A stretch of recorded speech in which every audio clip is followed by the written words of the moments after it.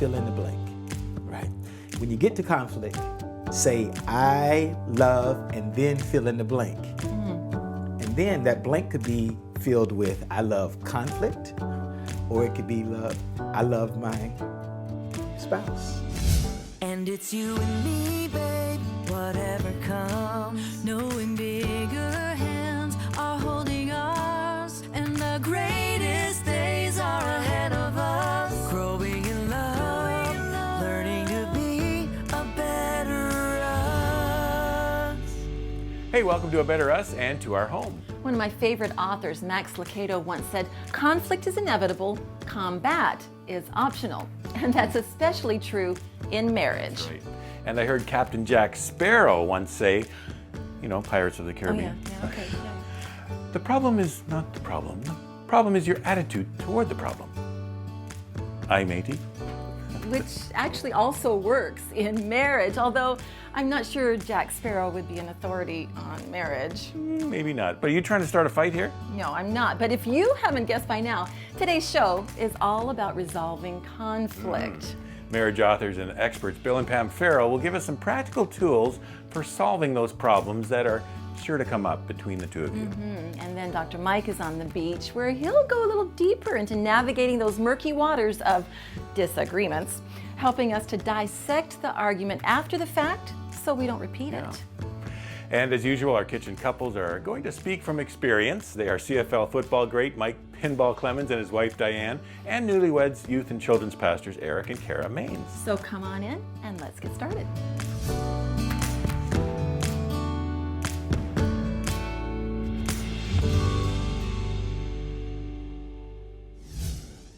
The number one indicator of what's going to make love last is how well you manage conflict.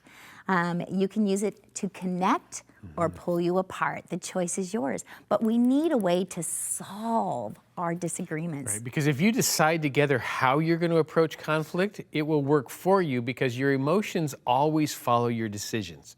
So the plan that Pam and I follow when we have a disagreement with each other is we follow a simple plan that's built on the word solve. And the S stands for seek God together. So we always pray, like if we're finding ourselves in a disagreement, we just like, oh, okay, time out. Let's pause, let's pray, let's invite God in the middle. Because God knows you're arguing, He knows everything. And it's not always a pretty prayer.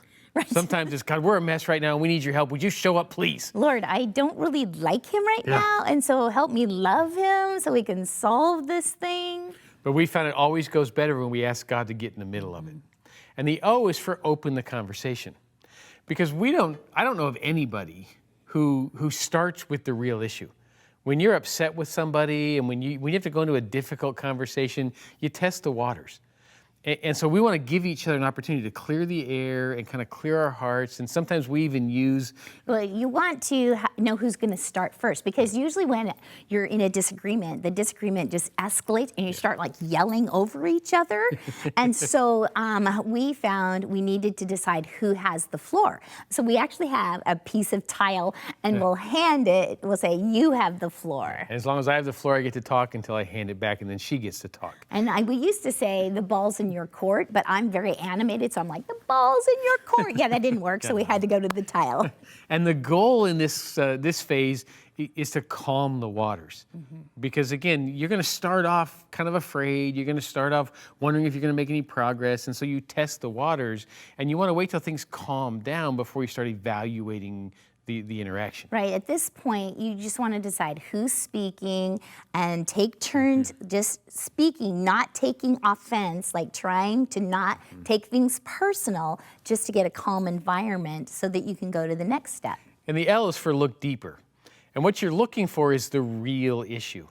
Because there's something stirring that's causing symptoms, and you're probably starting off talking about the symptoms, not the real issue. Like I can tell you in our relationship, if I have started an argument with Pam, it's most likely because I'm feeling left out. Right. I grew up in a home where I was the youngest, wasn't taken seriously, and my mom was a very strong decision maker, but her decisions didn't often make sense. And so I felt like I didn't get to be a part of the decisions of my life. Like people made decisions for him. And of course, I married a woman who's very decisive.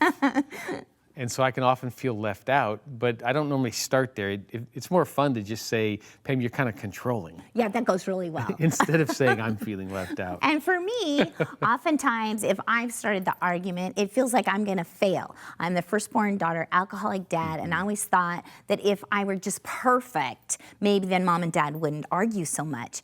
But I'm less likely, especially early on in our marriage, to say, I feel like I'm gonna fail here. Now I shortcut the issue and I say, okay, time out. I think what's really going on here is I'm feeling like I might fail. And then V is verify options. Every struggle, every issue in your life has more than one answer. Many ways to the top of the mountain, lots of paths to get to the place of victory. And what tends to happen is couples get stuck on the solution they think is best, and then there's a power struggle between the two where there's probably another solution you both could agree on. To become a better us, then it's good to take turns listening to each other's ideas, but then maybe even reach out for a third party or say, let's regroup here, let's both investigate, bring back some other options, and let's put a lot of things on the table and then make some decisions. And the E is evolve into an answer. Because sometimes you're disagreeing with each other because the answer's not yet. And sometimes you're disagreeing because there isn't an answer. If you have a special needs child, you don't just solve that. If you have a financial reversal in your life, you don't automatically turn it around very quickly. If you face a serious health issue, there's no instant solutions to those things. And if you have to have an answer today, sometimes it keeps the conflict going unnecessarily because sometimes what you have is each other. Right, and sometimes Bill and I will just say, okay, we don't have an answer, but we have each other, we have God. Together, we can get through this. That's right. And it may be the way to solve an issue that you're dealing with is to reach out to a pastor, to a counselor, to a mentor couple. You don't have to solve everything by yourself. There are people to help. Well, we are in the kitchen with our kitchen couples, Mike crew. and Diane, Eric and Kara, the kitchen crew. Kitchen crew. I like that. Kitchen crew. That sounds cooler. And he's got his hat on today, so that's right. Yeah. It's the kitchen crew. Don't even. I know. West Side?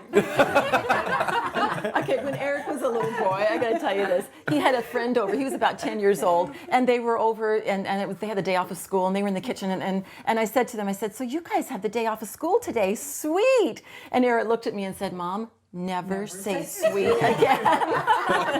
Okay, honey, I won't. Sorry. You were dipping into his lingo. I'm not. Moms don't do that. I'm just not cool. I won't even try it. Okay. In your own way, you are. Thank but you. not in my way. Not in your way. Okay. Not in your. And that could be a conflict here, but it's not a conflict because we're all about solving conflicts today, thanks to Bill and Pam. Yeah, And- good stuff. Conflict is inevitable in every marriage. Yes, once in a while, we have some words. We do. I don't always get to use mine, though. I wonder why we have conflict. I have no idea. Anyway. No, it's been said that conflict is inevitable. Combat is optional. Okay? You don't have to be combative if you have conflict, and that's the big difference, isn't it? What I really loved is the way it started, right? They did the acronym, and the S said, seek God together, right? Yes, so going to God and putting him in the midst of our argument, it's a little bit like having sort of your parents over your shoulder when you're trying to solve an argument with someone. All of a sudden you become a little bit more thoughtful, a little bit more insightful about what you say. And so I really, really love that, the way that was presented, right? And sometimes we need process. One of the best college football coaches, Nick Saban, has this idea of process. It's all about the process, and maybe like to give just a very simple process of my own here, and that is to fill in the blank, right? When you get to conflict, say I love, and then fill in the blank, and then that blank could be filled with I love conflict. Or it could be I love my spouse, right? And so when you determine whether you love conflict or you love your spouse, could determine the direction that conversation goes. Start from a place of love. Yeah, and I think for with women, I think women are powerful. First of all, Yes. we are. We're very powerful, and we have the capability to bring peace or chaos to that conversation and to the home, because I think God has equipped us with such. If you think about it, when you hear all the names of the hurricanes or tornadoes. Yeah. Remember, it used to be all women names. all Emma, hurricanes, Irma, Alice, Camille, Katrina. It was always a woman's name, and that was because women have such power. Right? And I think that women have the capability to bring chaos or peace into the conversation, into the home, and we can make a huge difference depending on how we're feeling. That's good. Yeah. Yeah. Absolutely. Well, the that they talk about opening the conversation, and that's important how you start, because the conversation will never rise above the level that you start with, because as far as getting better. So if you start way up here with emotion and you're already in the combat mode, then it's going to stay up there. It's not gonna escalate. It's not going to It's get gonna get higher. any better. It's not going to get better. And so, so how you just started off, and especially, and the prayer thing might be very foreign to some people watching right now. That's that's the last thing they think about. But what if it's just a matter of calming down, and just even a prayer within yourself. God help me, even if you don't know God, if you're there, would you help me? And with this, because I really feel something rising here, and I don't want to be hurtful.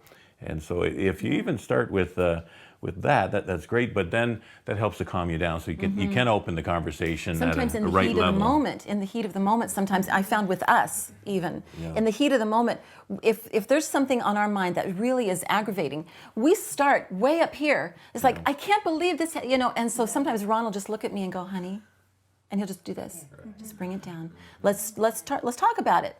But let's talk about it down here. It's kind of a signal that we have we together. have that with we each say, other. okay, And he'll do the same thing. Sometimes he's really, even though he's my Rock of Gibraltar steady Eddie, sometimes he does go up there. And I have to say, honey, let's bring it down. And so you've got to have your own signals to each other, don't you? Absolutely. And I find I love the L part of it, to look deeper and find out what is the need here, or what is the void here causing this issue. I know with us, normally when I am defensive or I get upset in our relationship, it's usually because I feel overworked in some type of area, either at work or in our relationship, and I'm just either emotionally, physically, or spiritually exhausted. And Eric didn't really know this until about 3 years in. So fighting was really interesting because I felt like my need was never getting met. But over these years, he's realized, you know what? No, Kara just needs someone to cuddle with, and she just needs someone to hear her out because she's just exhausted. And so I need to find out, well, what is she exhausted from? And let's work from there first. I think also with the look deeper part, we got to make sure that we're not looking deeper into their issues to say, so let's look deeper here. Why are you the way you are? No, because you'll get into more trouble there. We gotta kind of look deeper, where is it that I can be causing this even, and where can my side meet the equilibrium there, and we can find a balance in this. So don't look deeper into their issues. Look deeper into yourself. That's good. Very wise. Yeah, and we could go on for a long time. We only got to the V, I guess, and what they talked about. But we want you to know that it's also, they said it's okay. When they ended, it's okay to talk to somebody. If it's at the point where you're just at that impasse and you don't, you're not really getting anywhere, to talk to someone, a counselor or a pastor or someone that you trust, to help work through some of these things if it's in that stalemate. There is no shame in that, in getting help. So we encourage you to do that as well. Yeah. Well, coming up, Dr. Mike will be on the beach, and he's going to be talking about kind of the rest of this story, because he's talking about what to do after the argument. All right, let's go to the beach. Let's go to the beach. Many married couples that are troubled right now because they just don't agree on the facts. They don't believe the other person has any validity in what they brought to the table in an argument, and it's incredibly destructive. Hey friends, Ron and Ann here. We're so glad you're with us at A Better Us, and we pray your marriage is blessed as you take this in. Be sure and hit that subscribe button if you haven't already, and enjoy this video.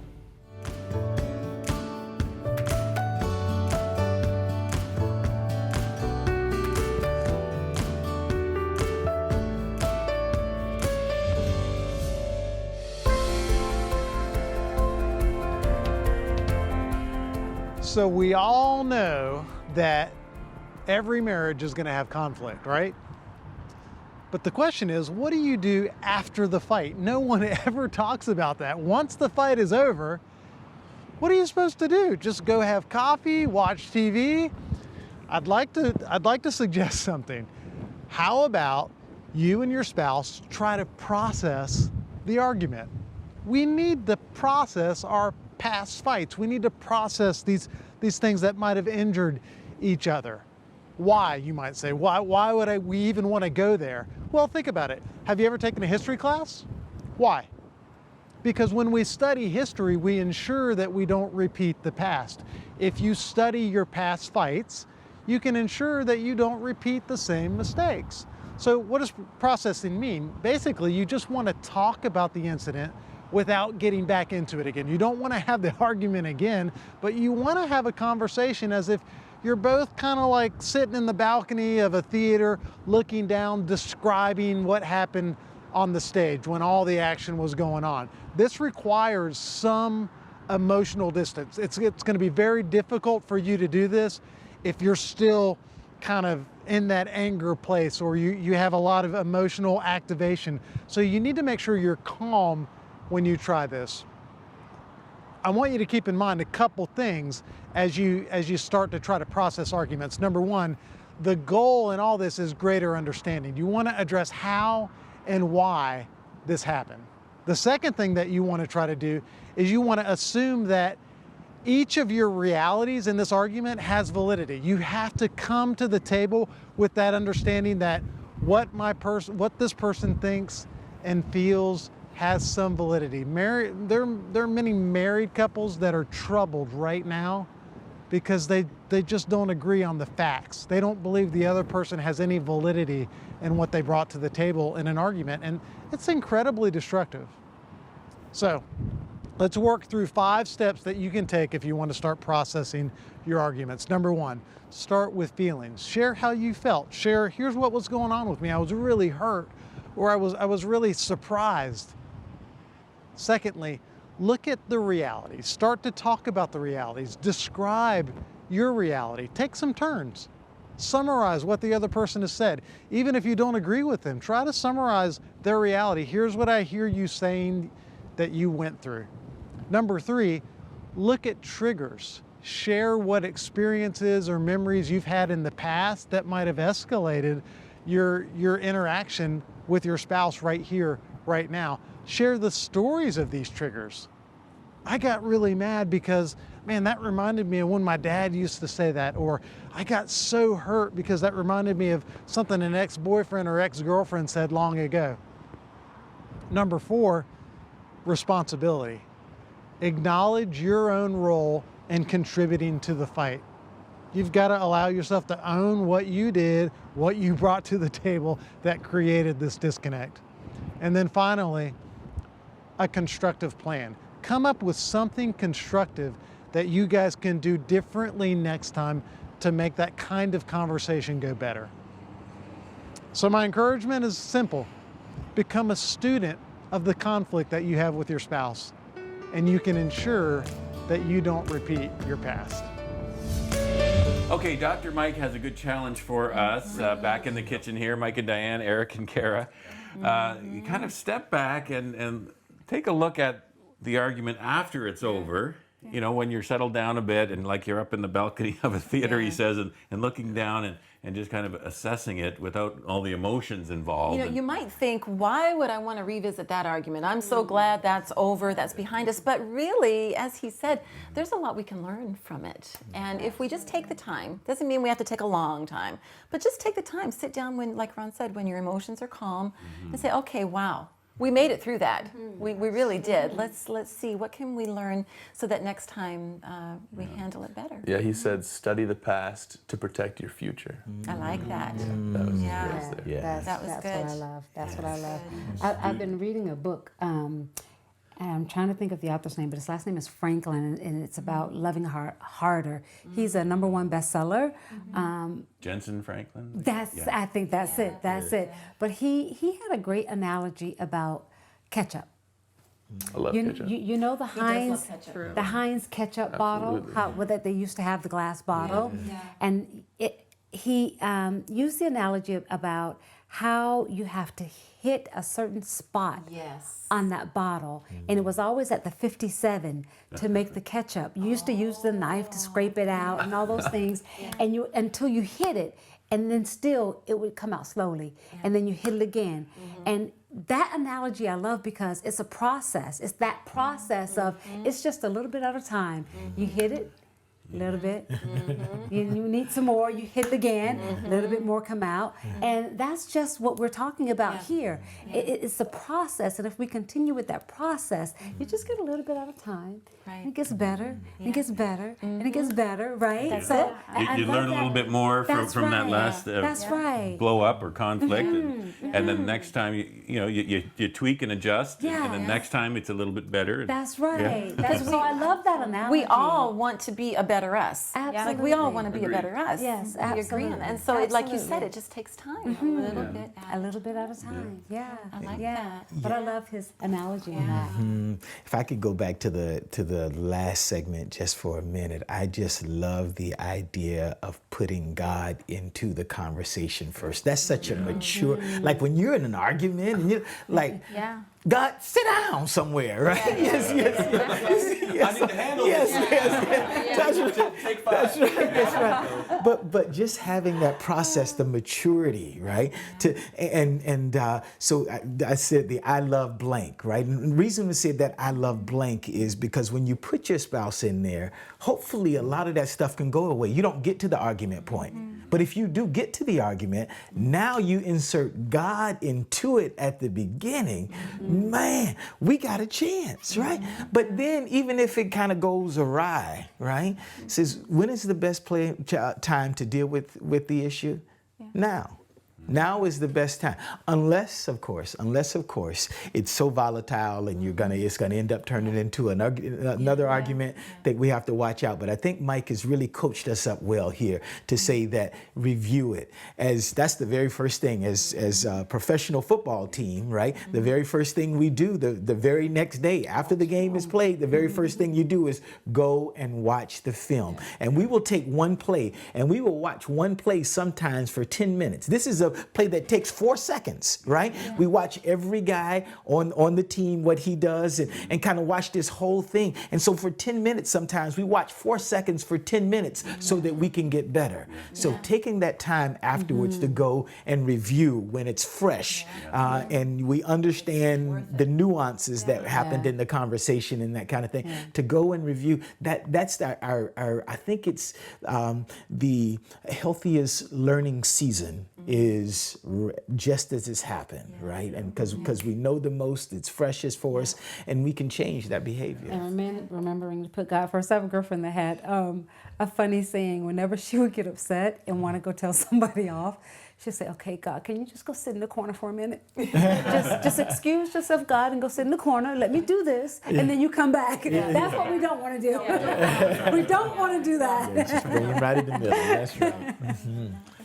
So have you guys ever discovered that you've had that opportunity to kind of reflect back and dissect the argument? Or are you still in the process? Because you're still newlyweds. Well, we have been only married for 3 years, but we can look back to arguments we've had in the past. But usually when they get brought up, it's because, remember when you did this? and so I definitely can see the merit in sitting down calmly and saying, so this is an issue that we had.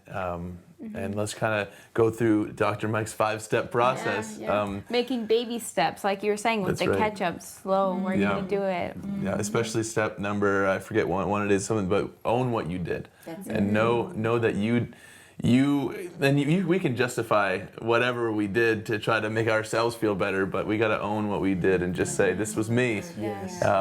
And even apologize if you can. Good stuff. Good stuff. Let's be a student of our conflict. Okay. We'll get better. Well, don't go away. We'll wrap things up in just a moment.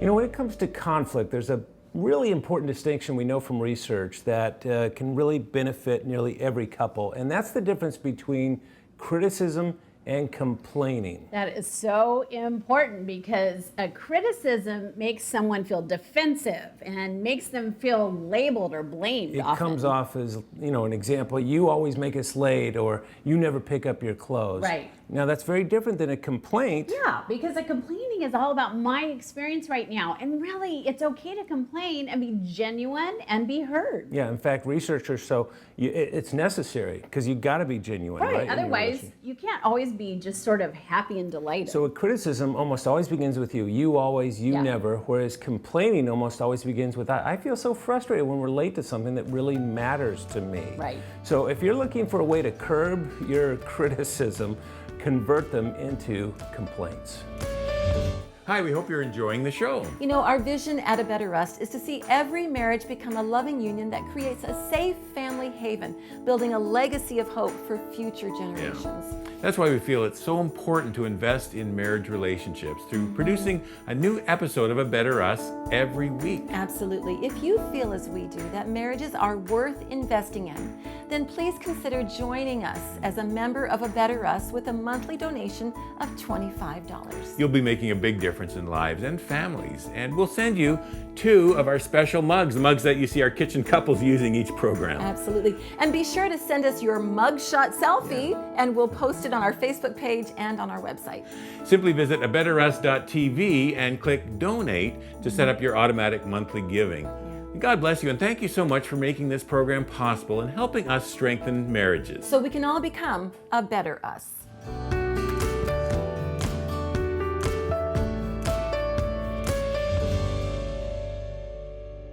Today's program has been all about something we all deal with in marriage, and that's conflict. Absolutely. We've looked at how we resolve it, and just as importantly, as Mike said on the beach, how do we learn from it? Yeah. Learning to resolve conflict in a healthy way goes a long way in the 2 of you becoming a better us. And as we said in the kitchen, enlisting God's help, even in the heat of the moment of the conflict. It's a great idea because He has a way of bringing calm into every situation. Maybe the concept of inviting God to be part of your marriage is foreign to you, but the truth is He's just waiting to be invited because He loves you and He cares about your relationship. If you'd like to talk to someone about that and have them pray for your marriage, you can do that right over the phone by calling the number on the screen. It's anonymous, it's free, and it's there for you 24/7. We also have some great resources available through our website at abetterus.tv, including a free weekly marriage moment email to help strengthen your marriage. Thanks again for stopping by. And remember, with God, there is always hope to become a better us.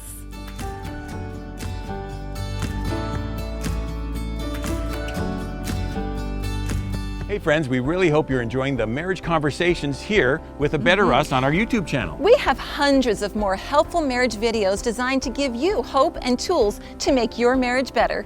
You can see just a few options we think you might like here and here. Enjoy!